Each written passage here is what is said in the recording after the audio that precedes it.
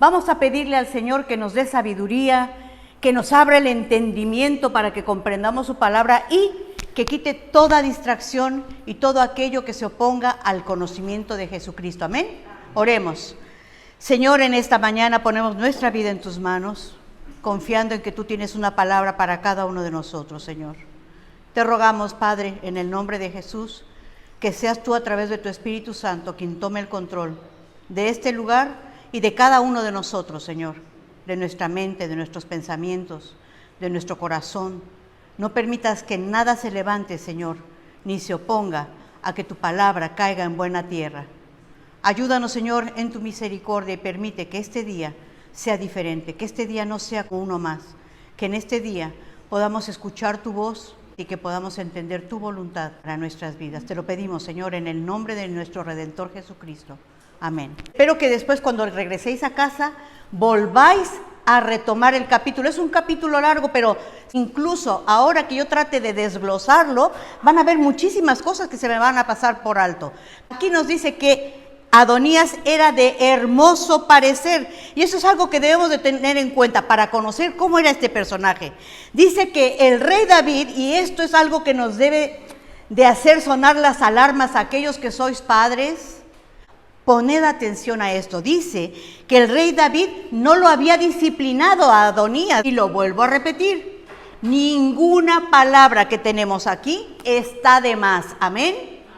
Pongan atención porque dice, su padre que a veces no lo corregía, a veces pasaba por alto sus actitudes. No, dice nunca. Eso es grave, amados. Eso es muy grave. Dice, su padre nunca le había entristecido, entre comillas, en todos sus días con decirle, ¿por qué haces así? Es decir, su padre más de alguna vez lo tuvo que ver que estaba actuando mal. Pero como esa frase que vemos muchas veces aquí en nuestra sociedad, ay, pobrecito niño, ay, angelito. Los calificativos que usamos no son angelitos, son seres humanos, pero con eso ya nos enternece en el corazón, ya cambiamos, ¿verdad? Nos cambian el chip. Dice que no lo quiso entristecer, ay, no se vaya a poner triste el niño, déjalo que haga lo que quiera. ¿Hemos visto ese cuadro alguna vez? Tenemos muchas advertencias en los proverbios, incluso fuera del ámbito bíblico, hay filósofos que han escrito claramente, quien al hijo consiente, cría una serpiente. Y si no queremos ese porque se oye muy feo, también tenemos proverbios que nos hablan de la disciplina. Y como ejemplo vemos que la palabra de Dios nos enseña que aún Dios, a nosotros que somos considerados sus hijos, dice que al que ama lo disciplina. Dios al que ama lo disciplina. Pero lamentablemente aquí vemos que David no hizo eso. Y aquí quiero hacer un paréntesis. Si ustedes recuerdan, cuando David, siendo el más joven, ¿verdad?, el más pequeño de la familia, estaba cuidando a las ovejas. Y los hermanos mayores, los que se supone que tendrían más fuerza para cuidar un rebaño, estaban en casa o en el ejército.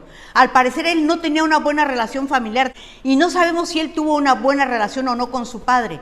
Pero aquí yo quiero tocar esta llaga porque muchas veces, lamentablemente, muchos puede ser que hayan nacido en un hogar disfuncional, en un hogar en el que tú no tuviste una buena relación con tu padre o con tu madre. Y si no pones atención a esas cosas, amado mío, amada mía, estás propenso a repetir las mismas cosas.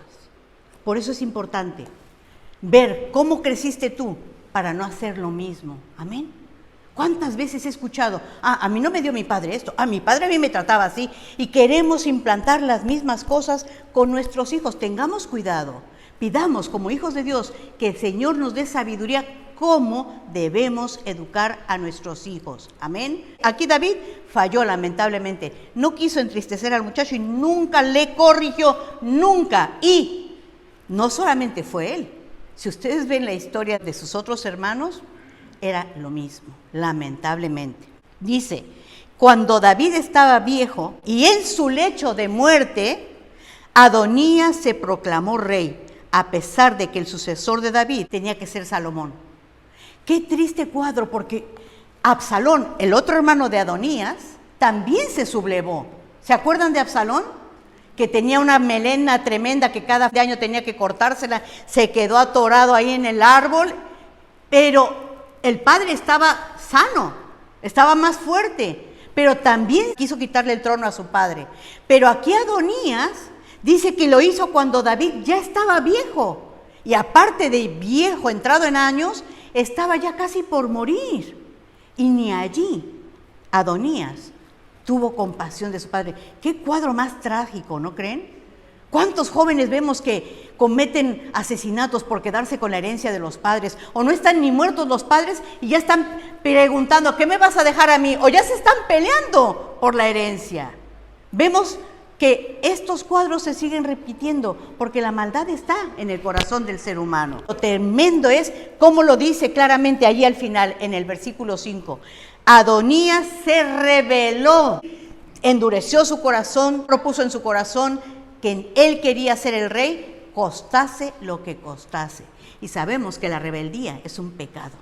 No nos extrañamos si el padre nunca lo corrigió. ¿Qué más se podía esperar de este chico, verdad? Adonías empezó a hacerse de carros. Aún cuando Adonías era príncipe, siendo príncipe, él no se iba a hacer de muchos carros de guerra de la noche a la mañana.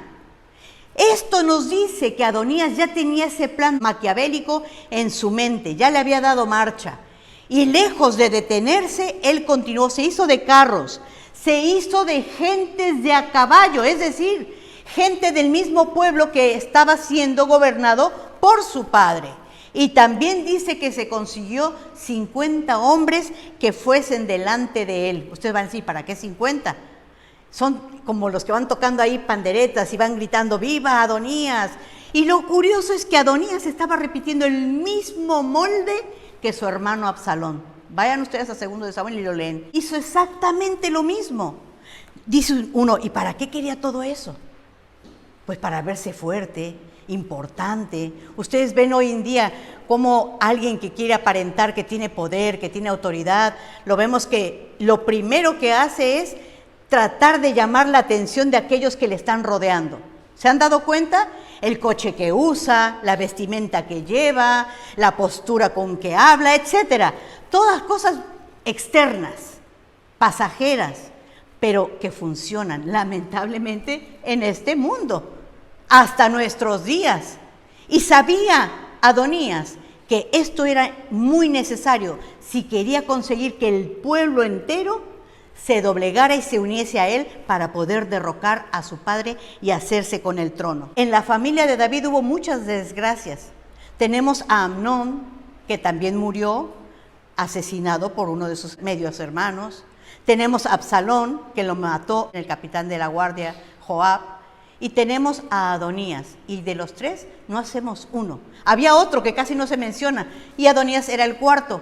Pero Adonías, al igual que sus otros hermanos, sabían a quién había elegido no solo su padre, sino a quién había elegido Dios. Eso no era un secreto. Les compartí en una ocasión que todos decimos que Salomón construyó el templo, no sé si se acuerdan, pero les dije también quién fue el que juntó todo lo que se iba a necesitar para construir el templo. ¿Quién fue? David. Incluso en su oración él le dijo a Dios, Salomón es muy joven todavía, como hablando coloquialmente, tengo que echarle una mano, y lo hizo. Al punto que quiero llegar es que todo mundo sabía que ni Absalón, ni Amnón, ni Adonías iban a ser los sucesores de David, sino que iba a ser Salomón. Aun cuando no era el mayor, aun cuando no estaba entre los primeros, y sobre todo que Dios lo había aprobado. Eso es lo que se me hace más grave. No que no sea grave el hecho de que Adonías estaba saltando la autoridad, la decisión del padre, sino que estaba saltándose también el decreto dado por Dios, la autoridad de Dios. Miren claramente ahí cómo nos lo dice en 1 de Crónicas 28:5. De todos mis hijos, porque Jehová me ha dado muchos, eligió a Salomón. ¿Se están dando cuenta de lo que está diciendo aquí David? De todos mis hijos, Dios eligió a Salomón. Aquí David está reconociendo también que fue elegido por Dios. Pero aún así, todos estos hijos de David no quisieron someterse y quisieron quitarle el trono a su padre. Adonías se había puesto de acuerdo, como les dije, eso, no crean que salió un plan de la noche a la mañana, que se acostó y dijo, mañana voy a ser rey. No, esto ya lo venía maquinando en su corazón. ¿Cuántas cosas no se nos cruzan por la cabeza cada segundo? Cosas que son desagradables a Dios, cosas que no están de acuerdo a la palabra de Dios, que no son voluntad de Dios. Cuando tú detectes que un pensamiento que no va conforme a las Escrituras, te recomiendo que hagas un alto y que ahí mismo, como dicen en inglés, eject, abortar ese plan. Amén. Abórtalo, deséchalo. Traed todos los pensamientos cautivos a la sujeción de Cristo. Es decir, Señor, esto que estoy pensando hoy, esto que se me está cruzando ahora mismo, no es de acuerdo a tu palabra. Lo tomo, ahora soy yo el que tiene autoridad. Yo lo tomo y lo traigo preso y lo someto a ti, a tu obediencia. Eso es lo que tenía que haber hecho Adonías. No, esto es una locura. Él tuvo tiempo para juntar carros, para juntar gentes de a caballo, que era un ejército, para juntar 50 hombres. Todo eso llevó tiempo. Adonías tuvo tiempo de arrepentirse y no llevar a cabo su plan. Pero lejos de arrepentirse, fue a hablar con Joab. Todo estaba entre familia, no cabe duda que no es un buen plan. Joab era también sobrino del rey David. Pero Joab era su más fiel aliado. Era el que había dado la cara por David. Por eso se sorprende uno cuando lee estos pasajes. ¿Cómo es posible? ¿En qué estaba pensando Joab cuando se dejó arrastrar por Adonías? Y esto nos lleva a otra cosa. Amados, no importa qué tan fiel tú creas que estás en los caminos del Señor. Por eso la palabra de Dios nos exhorta. El que crea estar firme, ¿qué? Mire que no caiga. Joab demostró infinidad de veces su lealtad a David. Incluso puso en riesgo su propia vida. Yo creo que nadie se le hubiese ocurrido que Joab iba a traicionar a David. Ustedes pueden leer infinidad de pasajes cómo Joab iba a las batallas, ponía en riesgo su vida, cuidaba al rey, etc. Pero aquí vemos que por un hijo ambicioso, por un joven rebelde, se dejó seducir y traicionó al rey. Se hicieron un equipo. Pero no solo fue Joab, que eso ya es mucho, el capitán de tu guardia, ¿quién te va a defender? También Adonías consiguió convencer al sumo sacerdote. ¡Qué tremendo! Si el sacerdote se supone que está empapado de las Escrituras, sabe, él fue testigo de cómo Dios escogió a David. No es una cosa a la ligera. Dios lo escogió y lo ungió como rey, es decir, le dio su autoridad, su aprobación. ¿Cómo un hombre que se supone que está entregado a la palabra de Dios puede venderse, como diríamos coloquialmente, por un plato de lentejas? ¿Qué les diría Adonías? ¿Cómo es posible que se cambiaron de bando? Eso yo no lo puedo entender. Y dice claramente la Escritura que tanto Joab como el sacerdote Abiatar le ayudaban. Joab incluso, si ustedes leen en versículos anteriores, en 2 de Samuel, corrigió también al rey David en innumerables veces. Fue un consejero fiel, leal, le ayudó. Pues ahora yo me imagino cómo cambió de papel y ahora estaría ayudando aquí a Adonías. ¡Qué tremendo! Y el sacerdote también. Adonías empezó a preparar su propia coronación, hizo su propia fiesta y empezó a traer sacrificios. Dice que trajo ovejas, bueyes y animales cebados, o sea, gorditos. Y van a comer de todo eso también después los sacerdotes. Y convidó a todo el pueblo, a todos los que quisieran venir. Después dice que junto a la piedra de Zohelet, que está a un lado de Rogel, que es como un riachuelo, ahí él se fue para invitar a todos sus hermanos, a todos los hijos del rey y a todos los hombres de Judá para que vinieran a coronar al rey. Es decir, ya lo tenía todo montado. Imagínense ustedes para que nos pongamos en situación. Ya escogió el salón y dice, vamos a ir a comer allí. Estos nombres que nos da aquí están indicando un lugar recóndito, que está escondido. Él ni siquiera escogió el mejor lugar para ir a hacer su buffet. Estaba haciendo las cosas mal, para que me entiendan. Andaba clandestinamente preparando su coronación. Sí, traía ya su ejército, traía los animales, presentaron el sacrificio, pero lo fue a hacer ahí, al quinto pino, por decir así, escondiditos. Desde luego él sabía que estaba haciendo algo mal, pero qué triste, preparó su propia fiesta. No se supone que cuando alguien cumpleaños, pocas veces he visto que yo diga, ay, es mi cumpleaños, voy a hacer mi tarta y me voy a hacer unos sándwiches y voy a invitar a todos y voy a poner, normalmente es alguien quien te prepara la fiesta, ¿no es verdad? Igual, alguien que va a ser coronado, ¿a quién se le ocurre? ¿Ustedes se imaginan a un rey o a un presidente que vaya a ser investido en autoridad? ¿Ustedes se imaginan al rey ahí poniendo mesas? Yo no me lo imagino así. Pero el pobre Adonías estaba tan afanado, tan obcecado, tan cerrado, porque eso pasa cuando tú no eres obediente para frenar eso que te está cruzando por la cabeza, te ciega. Ya no piensas. ¿Se han dado cuenta? Cuando te entra un cabreo por algo, por cualquier cosa, te quedas ciego, no ciego literal, pero me están entendiendo lo que quiero decir, ¿verdad? Tomas decisiones precipitadas. Incluso la palabra de Dios nos dice, el que se enoja comete locuras. Pero no solo el que se enoja, sino el que es testarudo, el que es duro de corazón, el que es obcecado. Y eso es lo peligroso, hermanos, porque podemos llegar a ser tan obcecados, tan necios para pecar, como deberíamos hacerlo para no pecar. Lamentablemente, nos puede más. Pues así estaba Adonías, amados. Miren en cambio la otra cara de la moneda. Ustedes ven que la Escritura nos dice que Salomón fue a hablar con su padre. ¿Qué estaba haciendo Salomón? ¿Dónde estaba? Ni aparece. Vieron que solo aparece el nombre, pero porque viene el profeta Natán y manda a Betsabé, pero Salomón no aparece allí. Salomón no dijo ni mu, nada. Ni aparece, ni hizo nada, ni dijo nada, ni fue a ningún lado. Más bien lo llevaron para ser coronado. ¿Qué es como sucede? Cuando tú y yo andamos en la voluntad de Dios, las cosas fluyen por sí solas. Amén. Las cosas fluyen por sí solas cuando estás en la voluntad de Dios. Cuando tú estás luchando, me viene a la mente lo que le dijo Jesucristo a Saulo. Saulo, ¿por qué me persigues? Dura cosa te es dar coces contra el aguijón.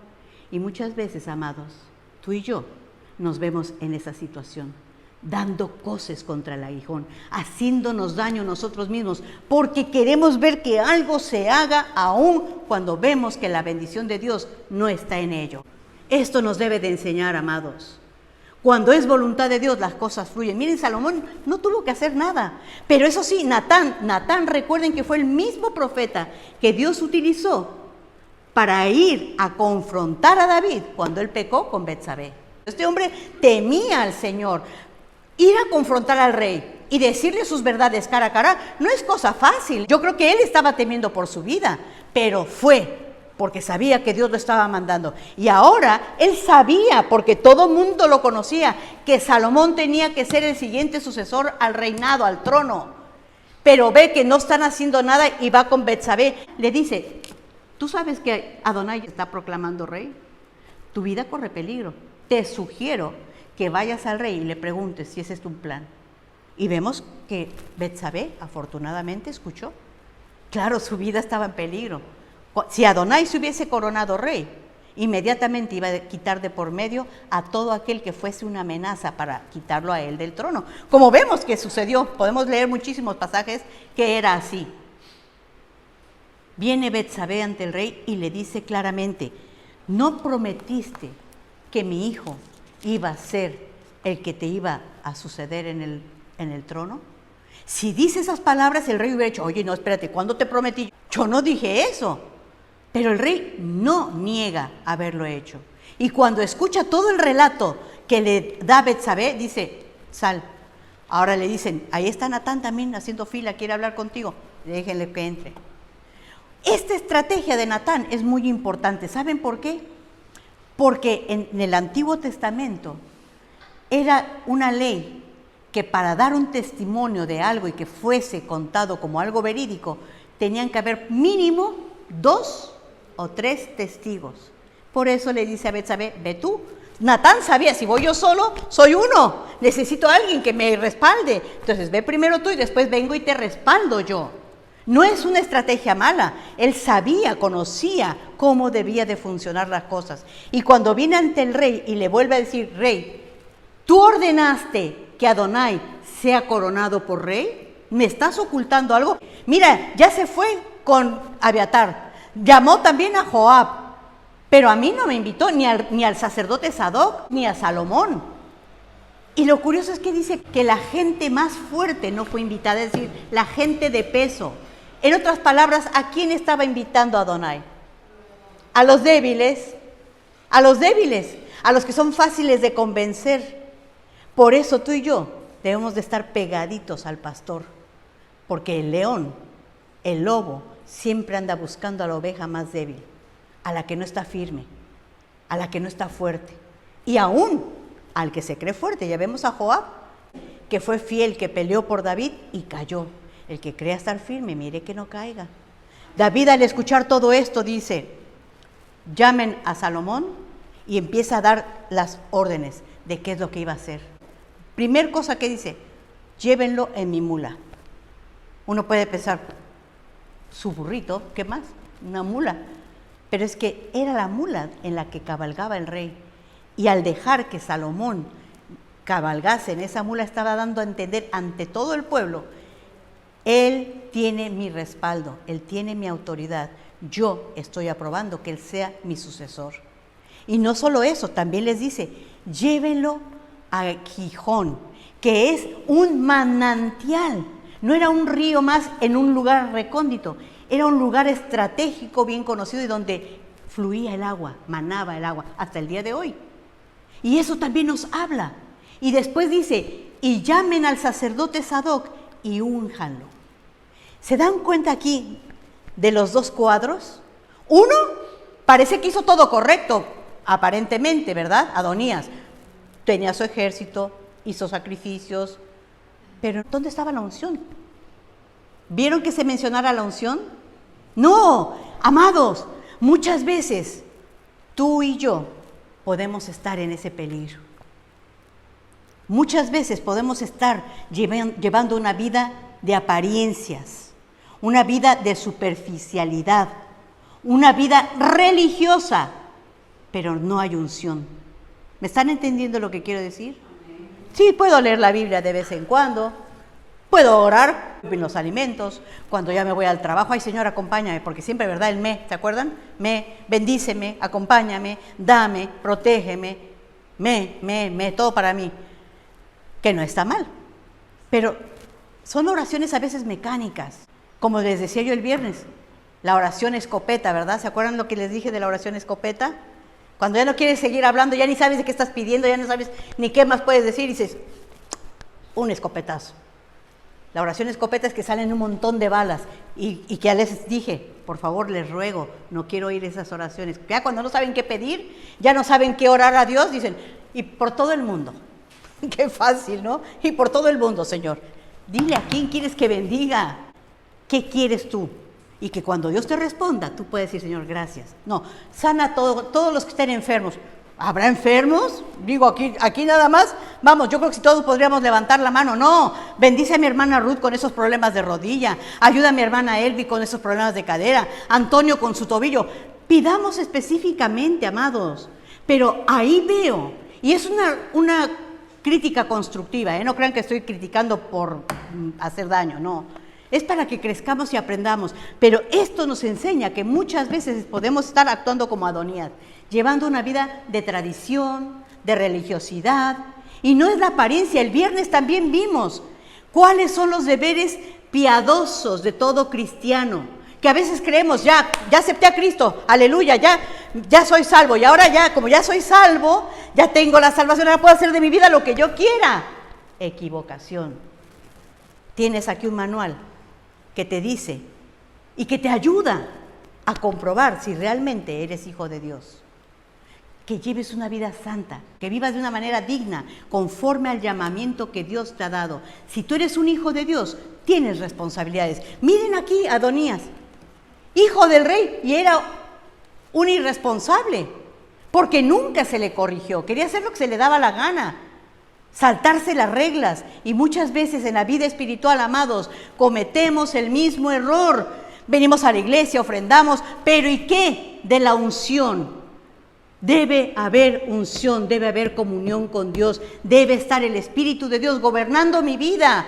De más está que yo prepare un buen estudio. Muchas veces nos estamos preocupando, ¿cómo debo hablar? ¿Qué palabra debo decir? ¿Y mi comunión con Dios? ¿Están entendiendo a lo que quiero llegar? No se trata de la superficialidad. Incluso nuestro Señor Jesucristo a los escribas y fariseos, ¿qué les dijo? Hipócritas. Porque están diezmando la menta, el cominio, es decir, cosas buenas, cosas bíblicas. Pero ¿qué les dice?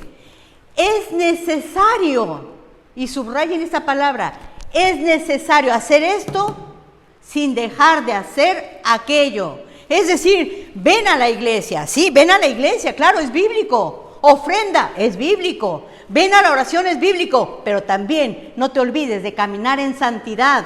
Amén. La santidad a Jehová es algo que hoy día no se está predicando, amados. No podemos llevar nuestra vida cristiana de pura religiosidad ni como nos dé la gana, porque entonces estamos poniendo por vituperio el nombre de Cristo. Y muchas veces el nombre de nuestro Señor es blasfemado por culpa nuestra, porque no andamos como es digno de la vocación con que hemos sido llamados. ¿Estaremos viviendo como Adonías? Dios quiera que no. Pero si estamos así, es un tiempo para reflexionar. De más está saber que Juan 1:12 te dice, mas a todos los que le recibieron, a los que creen en su nombre, les dio potestad de ser hechos hijos de Dios. Aleluya, amén. Yo soy hijo de Dios, amén. Vivo como un hijo de Dios. Vivo como un hijo de Dios. Él no vivía como un príncipe. Un príncipe no se podía comportar de esa manera, porque para empezar estaba deshonrando al rey, que era su propio padre. Amados, cuidémonos de no estar deshonrando al rey. Como su mismo nombre dice, mi Señor es Yahvé, mi Señor es Jehová. ¿Estaba demostrando eso Adonías? Mi nombre, Elizabeth, significa consagrada a Dios. Yo puedo tener ese nombre y no estar consagrada a Dios y vivir para el mundo. ¿Me están entendiendo a dónde quiero llegar? No podemos decir una cosa y hacer otra. Nuestros hechos deben de respaldar nuestras palabras. ¿Qué le servía que su nombre quiera decir mi Señor es Yahvé? O Yahvé es mi maestro. ¿Acaso estaba siguiendo sus instrucciones? No, estamos viendo soberbia, que es el pecado por el que el enemigo cayó. Soberbia, religiosidad, superficialidad, apariencias de cristiano o de siervo de Dios, rebeldía. Y muchas veces, amados, pensamos que esa palabrita, ese pecado, rebeldía, no está en nosotros. Cuidado, cuando la palabra de Dios te dice algo y tú no lo haces, hay rebeldía en ti. La palabra de Dios, les voy a poner un ejemplo, dice, el que hurtaba, no hurte más. Porque antes no estabas en Cristo, pero ahora estás en Cristo. El que hurtaba, no hurte más. Antes bien, trabaje para que tenga que compartir con los que tienen necesidad. No os mintáis unos a otros, porque sois del mismo cuerpo. Pero sabiendo esas cosas, las hacemos. ¿Estamos andando como dice la palabra de Dios? No, no estamos caminando de acuerdo a la palabra de Dios, porque hay rebeldía en nuestro corazón. Traición.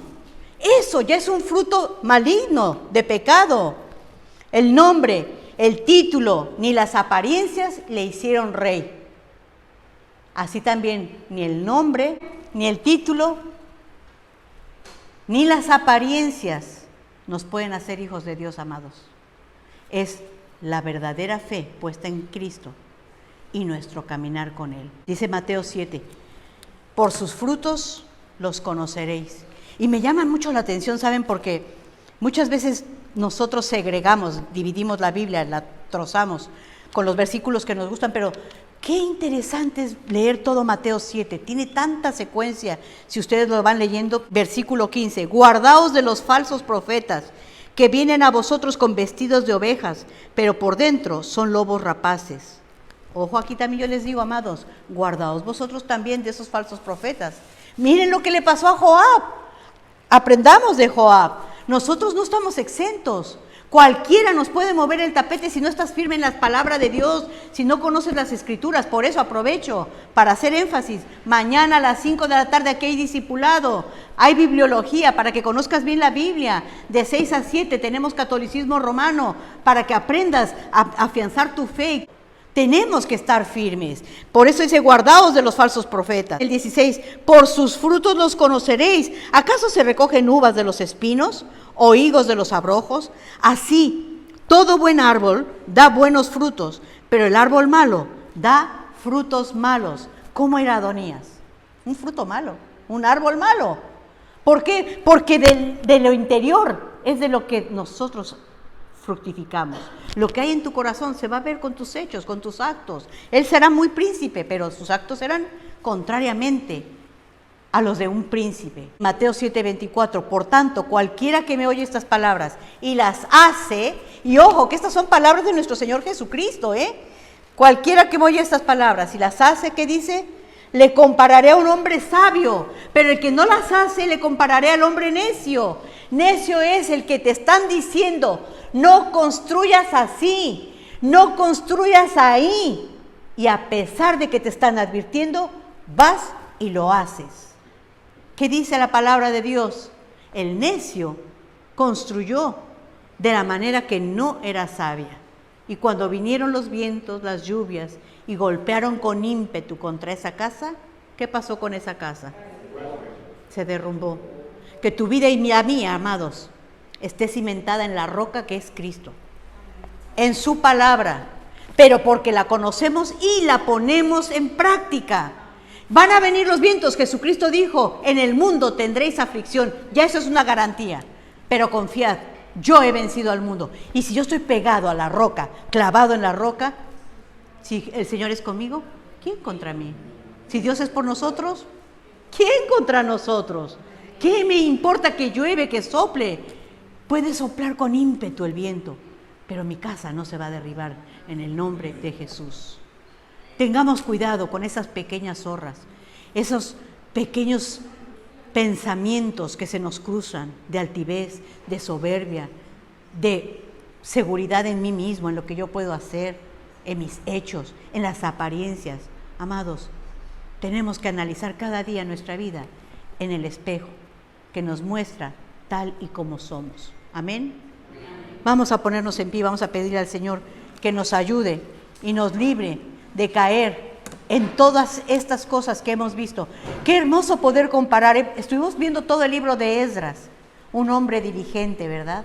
Un hombre temeroso de Dios, un hombre que pagó el precio no solamente para conocer las Escrituras, sino para ponerlas por obra y para enseñarlas. Seamos como él, no seamos como el pobre Adonías o Absalón, que era hijo del rey, estaba en el palacio y no le importó, ni siquiera valoró lo que era ser hijo del rey. ¿Estamos valorando las bendiciones de Dios, amados? Qué hermoso poder decir, yo soy hija del rey. Mi Padre Celestial es el que tiene el control de todo. Mi Padre me escucha cuando yo hablo. ¿No es suficiente eso para que podamos desear seguir sus pasos, andar en santidad y servirle? Que Dios nos ayude a ser sabios y a fincar nuestra casa en la roca. Gracias, Señor, por este día y gracias también por tu palabra. Gracias, Señor, porque tu Espíritu Santo es el que nos habla, Señor. Y te pido por tu congregación, por cada uno de los que estamos aquí. Padre, no permitas que esta palabra caiga en terreno infértil. Ayúdanos, Señor, si hay dureza, si hay pedregales que remover, Señor. Si hay que escarbar más al fondo para que tu palabra caiga en buena tierra y germine y podamos ser un árbol bueno que dé frutos buenos.